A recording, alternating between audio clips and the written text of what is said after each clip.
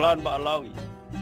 Al-Faqih Muqaddam Muhammad adalah wali kutubul akbar, imamnya para wali yang ada di semua tarekat yang ada.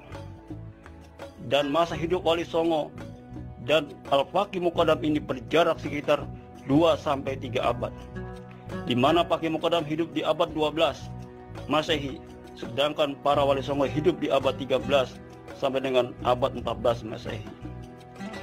Dan seharusnya jika tarekat Alawiyah ini tarekat yang masyhur dan hebat, pasti para Wali Songo yang diklaim bagian dari Ba'alawi ini ikut mengamalkan dan menyebarkannya di Nusantara. Apalagi menurut RA Robito Alawiyah, Wali Songo adalah klan Ba'alawi. Akan tetapi faktanya tidak seperti itu. Wali Songo ini justru mengamalkan dan menyebarkan tarekat-tarekat yang berbeda dengan apa yang diamalkan oleh Faqih Muqaddam dan klan Ba'alawi imigran Yaman.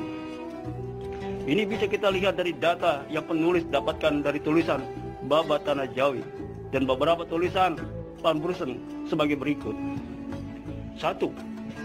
Sunan Kalijogo dan Sunan Kudus mengajarkan tarekat Syekh Abdul Qadir. Sunan Ampel mengajarkan tarekat Naqsabandiyah. Maulana Ishaq, Sunan Bonang, dan Sunan Giri mengajarkan tarekat Satariyah dan Akmaliyah. Sunan Gunung Jati mengajarkan tarekat Naqsabandiyah. Isqoi, tarekat Satariyah, tarekat Sajiliyah, tarekat Ampusiyah, tarekat Jaujiyah, Madama Al-Khidir.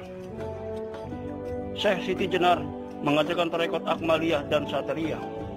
Kalau dilihat dari data-data ini, tidak ada satupun Wali Songo yang mengamalkan dan menyebarkan tarekat Alawiyah di Nusantara. Tarekat Alawiyah ini baru masuk ke Nusantara di abad 18 melalui imigran-imigran Arab Yaman.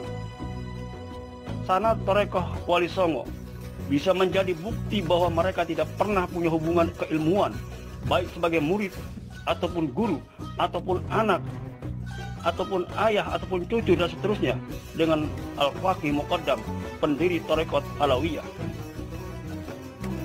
Dan penyebaran agama Islam di Nusantara secara damai dan tanpa peperangan oleh Wali Songo jelas sekali bukan diadopsi dari ajaran Faqih Muqaddam tarekat Alawiyah, yaitu mematahkan pedang di saat perang, melainkan bagian dari ajaran Islam yang diajarkan oleh tarekat-tarekat Qadariyah, Naqsabandiyah, Sajiliyah, Syatariyah, Akmaliyah, dan seperti yang telah penulis sebut di atas.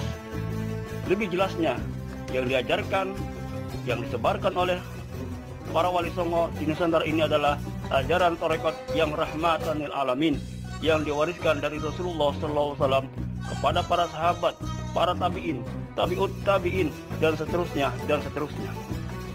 Maka penulis tekankan kembali bahwa tidak ada hubungan sama sekali antara Wali Songo dengan Al-Faqih Muqaddam maupun pemimpin-pemimpin tarekat Alawiyah, baik secara keilmuan dan bisa jadi secara nasab.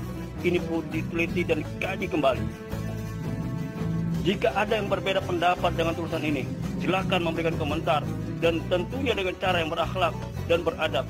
Hindari adu otot dan adu jotos kena sentimen. Salam Indonesia. Salam